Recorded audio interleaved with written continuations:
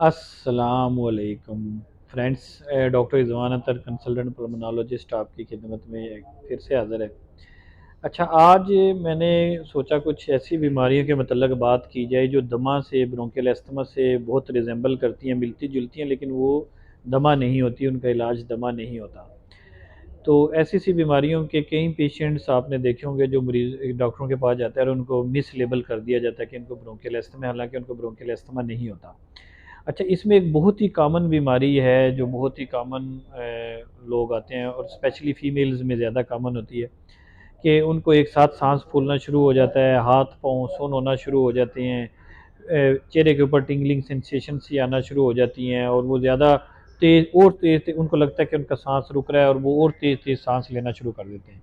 और वो किसी डॉक्टर के पास जाते हैं, वो जाके वहाँ पे टीके लगा देते हैं, इंजेक्शन वगैरह लगाते हैं, ऑक्सीजन दे देते हैं, नेबुलाइजेशन कर देते हैं और उससे हालत मज़ीद ख़राब होना शुरू हो जाती है और वो इसको दमा लेबल कर देते हैं। तो ये दमा नहीं होता।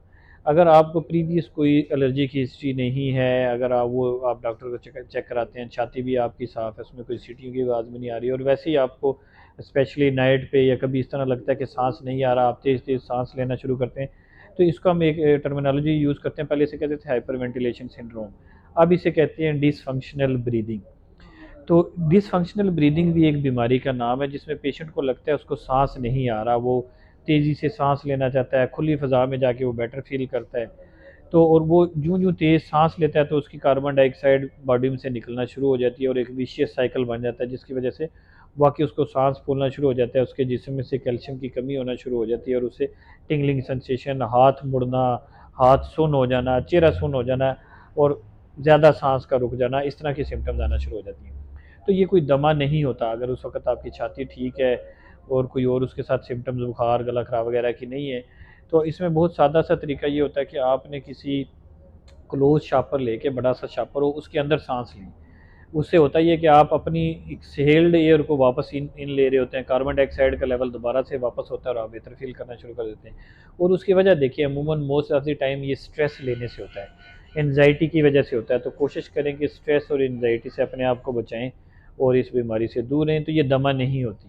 और इसका इलाज भी डिफरेंट होता है और इसमें ऑक्सीजन लगा देना, नेबुलाइज़ेशन कर देना, इसका कोई फ़ायदा नहीं होता। बहुत शुक्रिया आप लोगों का।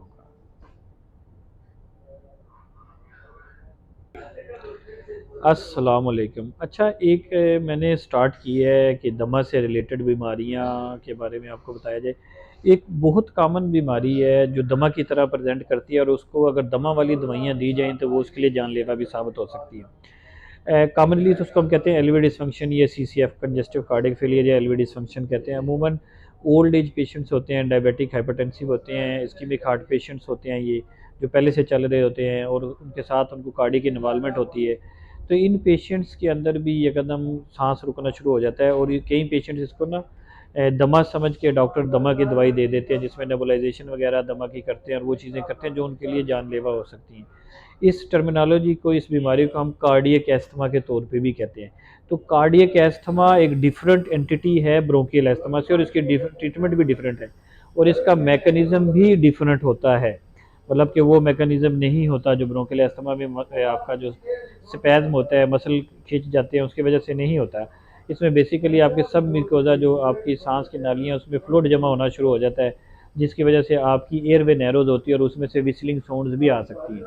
लेकिन इसमें फिर ऑर्थोपनिया, लेटने पे सांस रुकना, चलने पे सांस रुकना, सांस रुकने से आँख खुल जाना, ये कुछ अलामतें, पाँव की सोजश हो जाना और फिर छाती जब सुनते हैं तो सीटियों की आवाज़ के अलावा एक और आवाज़ क्रेफ्ट जिसे हम कहते हैं वो आना शुरू हो जाती है और वो फिर आपकी हिस्ट्री पे भी डिपेंड करता है। फिर आप उसके दिल के टेस्ट एक्सरे वगैरह कराते हैं, उससे भी पता चलता है। तो ऐसे पेशेंट्स में जिनमें कार्डियक एस्थमा आपको सस्पेक्ट हो रहा हो तो उनमें जो हम सालब्यूटामोल वगैरह से नेबुलाइजेशन करते हैं, ये एब्सोल्युटली कंट्राइंडिकेटेड होती है, ये मना होती है, क्योंकि ये मज़ीद हार्ट की रफ्तार को तेज़ करेगी तो उससे एरिदमिया होने का और खुदा न खास्ता कार्डियक डेथ होने का चांस बहुत ज़्यादा बढ़ जाता है। तो मैंने कहा आपको इस बारे में बताया जाए कि ब्रोंकियल एस्थमा की तरह एक कंडीशन होती है कार्डियक एस्थमा, जो एलवी डिसफंक्शन या कंजेस्टिव कार्डियक फेलियर को कहते हैं। तो इस बीमारी को आपने लाजमन ब्रोंकियल एस्थमा के पेशेंट को देखते हुए आपने रूल आउट करना होता है। आप लोगों का सारी वीडियो देखने का बहुत बहुत शुक्रिया। जरा हो गए नहीं हुई हैं? की